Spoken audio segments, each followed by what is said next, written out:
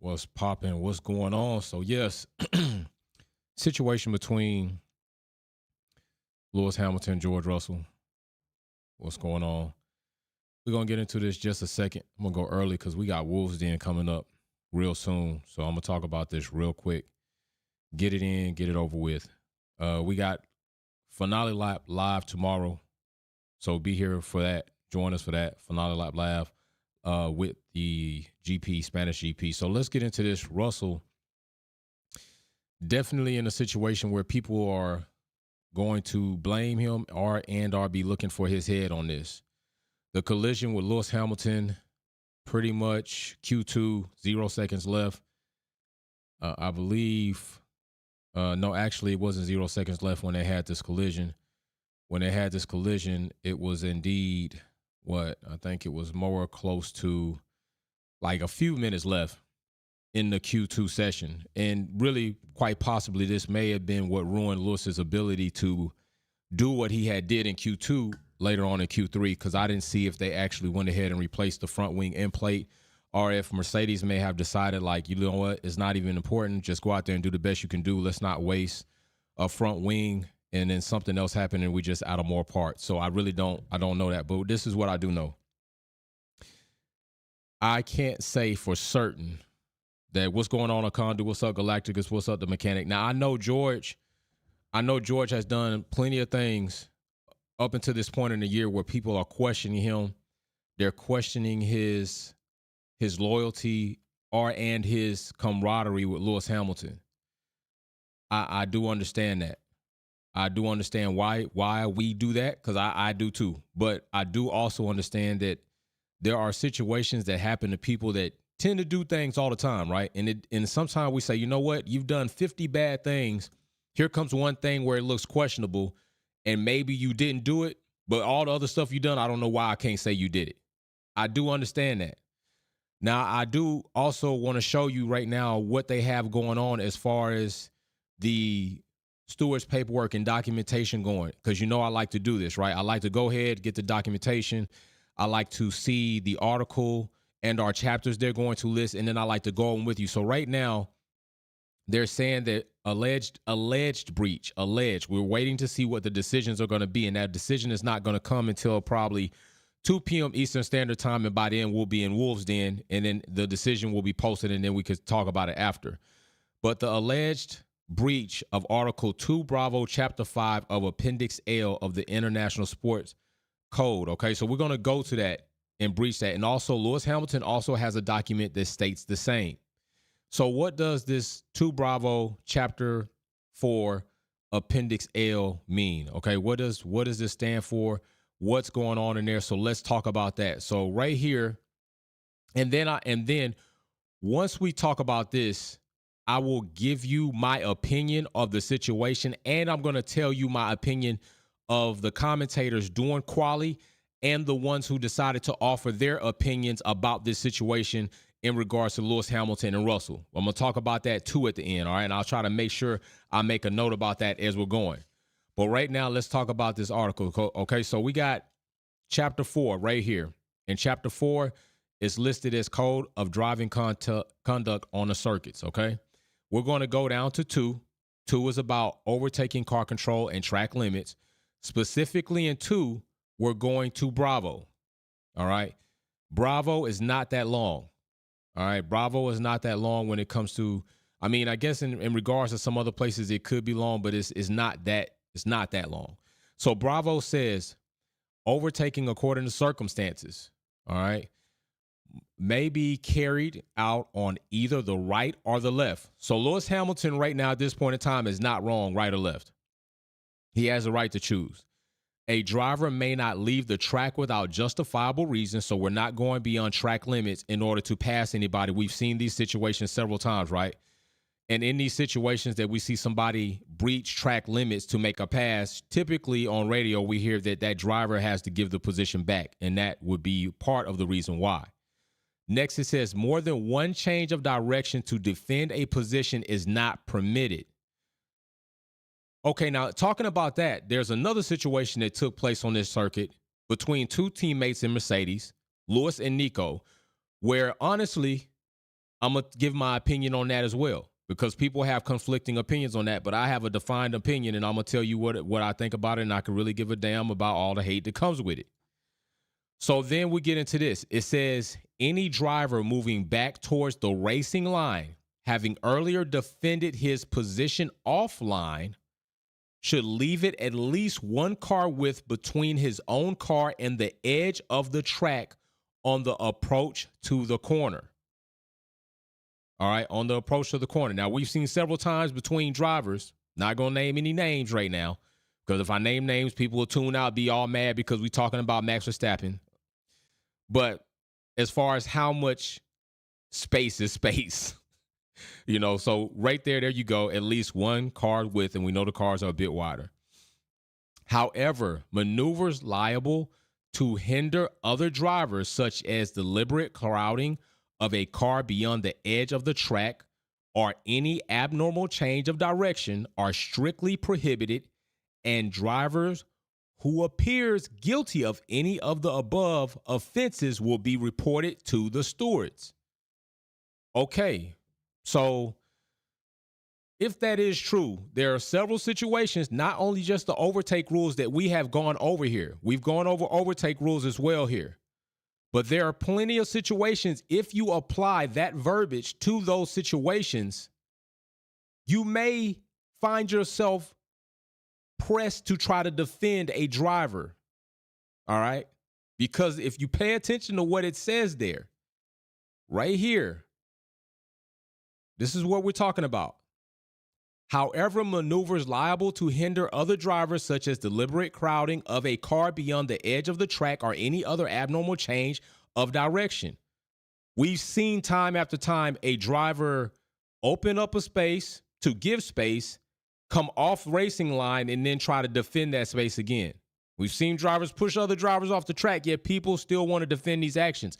But here's my question. Is Russell to blame for this specific situation? We're isolating everything else. I do know Russell's urge to want different tires, and we know Mercedes is about giving their drivers equal tools and ability to fight on track, not giving anybody else an unfair advantage. And Russell, in that capacity, wrong. We know just this past time in Monaco last week, Russell giving or asking for team orders for Lewis Hamilton to change positions when he felt he had pace, but pace really wasn't all that great to me to be changing positions, especially on Monaco, and then later on fell 8 seconds off pace. It would have been for nothing. Russell looks bad for that. There are several things Russell has done this season that would say, he looks bad to a lot of you. But I got to say, in my opinion, this time, and it's my opinion, it's not a fact, it's just my opinion, and before I even form my opinion, or after I form my opinion, I still look at these regs and these articles and still try to see if these will change my opinion. So the most important part that I'm paying attention to these articles is this. Is a driver may not leave the track without justifiable reason? No. More than one change of direction to defend a position is not permitted. All right. Any driver moving back towards the racing line, have early defended his position offline, should leave at least one car width. This is the most important part. But my thing is, does this really apply to Russell? I don't think so. I think what happened here are a combination of two things. And I'm not going to completely put it out of my mind that Russell didn't see Lewis Hamilton in his mirror. I'm not going to put that out of my mind, because if I could play the video here without getting a copyright strike, I would, but it's a little too long and we really don't want to take the chance on playing it. But if you go back and watch it, Russell makes what looks like a move to defend against Lewis Hamilton, but I don't think that was the case. If you look off to this picture on the left side, I think it would be left or right side, you see another tire in the back there, just aligned with the smoke or the debris coming up from the track. That's a Ferrari. Okay, what I think honestly took place is I think that in this impact, I think Russell was coming down the straight. The Ferrari was there. Russell moved over to avoid anything that may happen with the Ferrari, getting ready to get onto the racing line in order to make his turn on the corner. Maybe he didn't see Lewis there, and he came over on him, and indeed, Lewis Hamilton ended up losing his front wing end plate. All right, I think that is what happened. So in saying that, I don't really, and I also think the team may have a bit more responsibility in this as to organizing or arranging their drivers so that a situation like this doesn't take place. And I think it's only fair to say that we've seen in several incidences that teams, even with Ferrari, maybe we could say with Alpine, definitely with Red Bull, which didn't help Perez, but we'll get to that as well, haven't relayed information to their drivers to let them know that they're in a situation that's going to impede another driver while they're trying to go on a fine lap. We saw it again also with, I believe, Nico and Hamilton, even this season, where Nico didn't, I think he was totally unaware. His radio did not tell him. And I think that's a combination of things happen here. I'm less likely to believe in this situation that Russell indeed purposely or maliciously set out to ruin Lewis Hamilton's flying lap. I think what we have here is a combination of no communication, really, forget miscommunication, no communication from the team to the drivers. A driver in Russell working to possibly avoid a situation that may have taken place with the Ferrari, which you can see that tire back there. All right, so that's what I think. And like I said, when you look at the article of what they're going by right now, and I will check the FIA website to see if there are any other articles that are going to perhaps embark on that. I will indeed check that. But as of right now, there's no decision. Now, there's also a decision against our summons for Carlos. There is another summons for Max Verstappen with Carlos. They haven't come up even with that decision on that. And so as far as that's concerned, what that will entail is this. And that's going to be Max Verstappen alleged Article 37.5, Formula One Sporting Code, Car 10, unnecessarily impeding Car 1. So we're going to see what happens with that in regards to Carlos and Max Verstappen even. So those are other things we're looking to come out, okay? But as this situation, I don't think Russell intentionally or maliciously thought what he was going to do was interfere with Lewis and ruin his lap, and inevitably he damaged the car as well. So right now I think Russell's getting the flack he's getting because he deserves it, and he earned it. I just don't know if this should be put to the pile of giving Russell flack, but I'm not completely dismissing anybody's opinion or perception if they feel Russell may have saw Lewis in his mirrors and defended, because we've seen what Russell said, and we've heard what Russell said before. Anybody else other than Car 44, I would have put you off track. Like, he said something to that degree. So it's not like it's not in him. It's not like people are inappropriately judging or making conclusions on Russell based off figments of their imagination. Russell said certain things. He's done certain actions. He's made certain statements. He's acted a certain way. He's voiced and tried to campaign for team orders that definitely are not Mercedes-esque of what we've seen. So I understand it. I get it. But matter of fact, let me check the super chat because I've been going off. My bad. Let me check the super chat. I apologize. All right. So Uno says, hey, twin family, glad it's a 7-month here. Congratulations, bro. Your shirt will be coming. We get international shipping done next week. Mary Beanie says, I'm done with Shady. I'm coming in hard in Wolves Den. In Wolves Den, I know, Mary Beanie, I know you're going to come in hard, dear. I know you're going to come in hard, and you rightfully so are able to come in hard, definitely. What's the other? OG Zilla, big shout out. Sorry to be off topic, but I have heard out early. I'm still wearing my tinfoil hat on Red Bull's True Pace. Max was looking to break into the 111s before he backed out. That's true. Max's time was 112, I believe, 112.272. 2/10 off, or at least, 2/10 and something off, or let's just say 3/10 off from breaking into 111s. OG Zilla, I don't think you're wrong. And I got your VIP box packed up today, brother. I don't think you're wrong, and I think we still have more to see to come from the RB19. I think you're completely right about that. Red Bull are the team to beat. Red Bull are very dominant right now, but I'm going to tell you something. Depending on what we see, because we still have 70% left, and I noticed because I talked about it with Galacticus early and I ran the percentages, we still have roughly 70% left of this season. If we see Ferrari based on what they did today, if we see Mercedes based on what Lewis was able to accomplish today, 2/10 behind Max Verstappen, if we see these teams constantly develop, McLaren now in third position on the grid, even if Red Bull went out this year, next year is very questionable.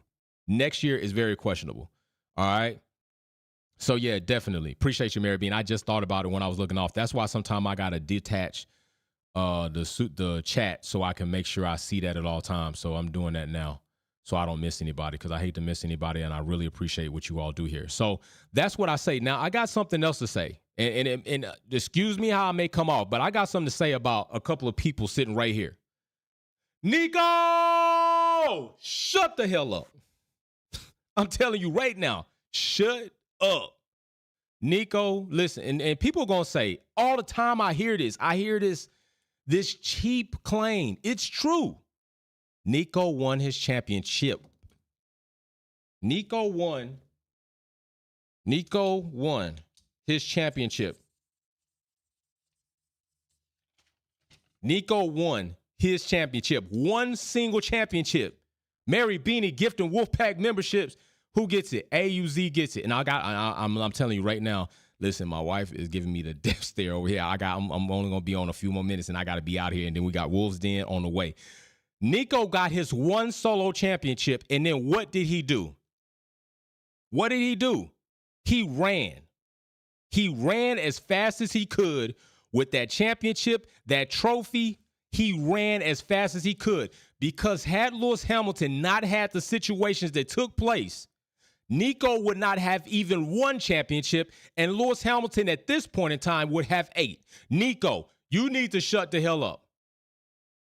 For real. What you're doing is you're trying and you're applying a situation that happened at this same circuit some time back between you and Lewis Hamilton, and bro, that was your fault. That was your fault. I can look at it, and in some places I can see where you be like, oh, Lewis Hamilton didn't have to. Lewis had pace. Nico was nowhere. Look at the rest of the cars behind Nico.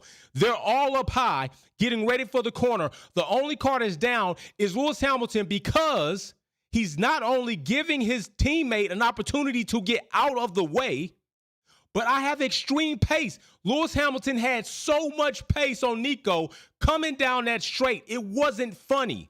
Nico moved more than once to defend against Lewis. There's no way you're making an adequate turn in that corner that low, coming in that fast, unless you're already bracing for it. Lewis Hamilton was already setting up for it.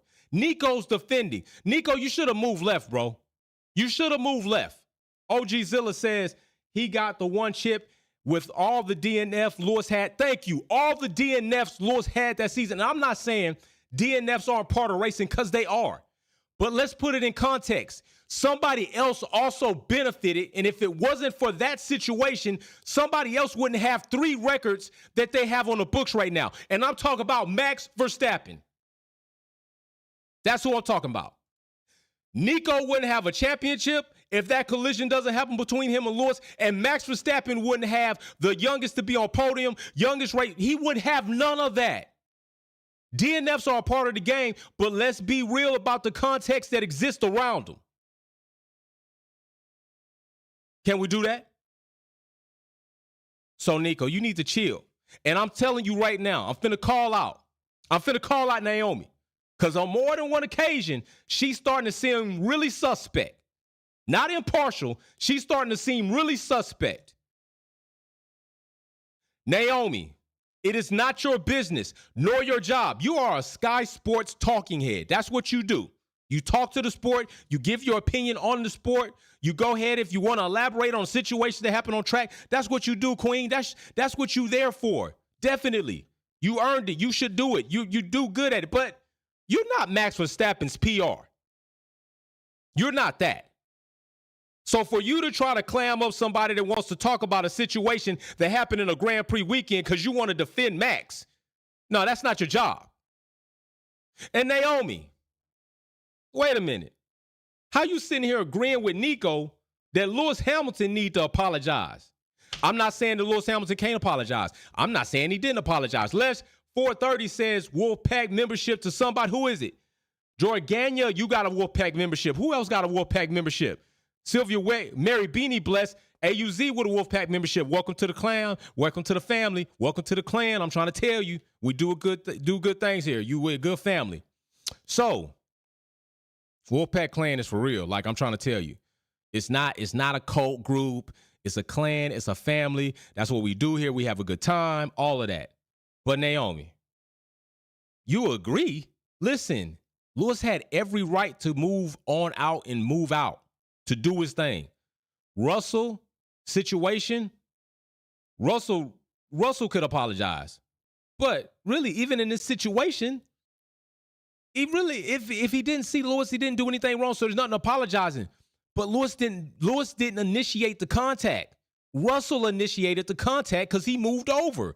Whether he moved over for the Ferrari or he moved over to defend, it was Russell's actions that caused the collision.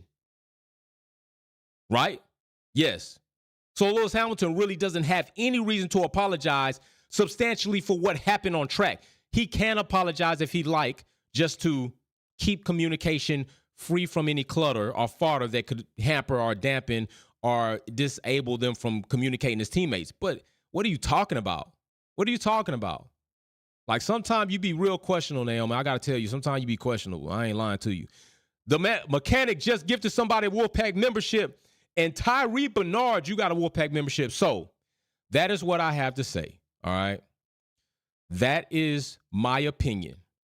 I don't think this time in this situation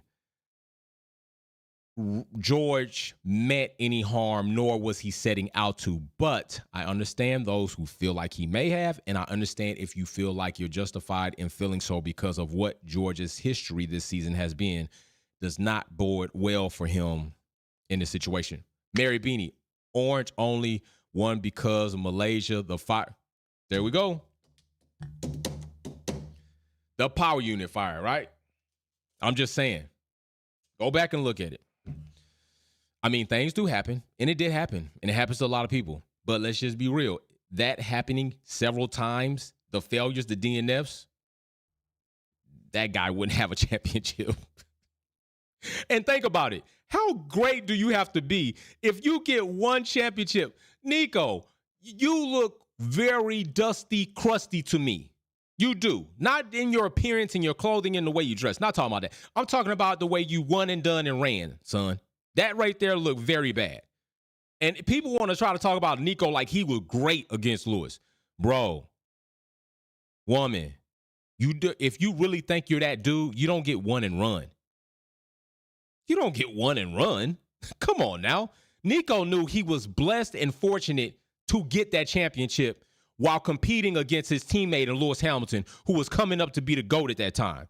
And he knew the truth, unlike some of you other people who want to act like you don't know the truth. He knew he wasn't going to be able to run up against that again. He got lucky. He got fortunate for all the DNFs and situations that Lewis Hamilton had, and that was the only reason. He damn well knew he was a world driving champion, and he wasn't going to come back, unlike Tom Brady, unlike maybe even LeBron James, and risk tarnishing that win. He got it. He quit at the top, and I'm going to give him credit for that. You reach the top, I'm out. I'm done. I won $40 at the table. I'm not going to risk it. That's what Nico did. Be for real. Y'all need to stop. Y'all need to stop with the clowning show, man. Like, oh my gosh, y'all talk about me, but for real, Nico is not that guy. He's not. Oh my goodness. So many people are like, Lewis Hamilton got beat by so many teammates. Anyway, I'll see y'all tomorrow live. I'll talk to my Wolves Den family in the Discord in like 30 minutes. We'll be live in the Discord group for the Wolves Den. So I can't wait. I know it's going to be lit in there. I know it's going to be lit, and we'll be live tomorrow for race day. So y'all come join us, all viewers, subscribers, family members, everybody. Big shout out to you. I will see you all.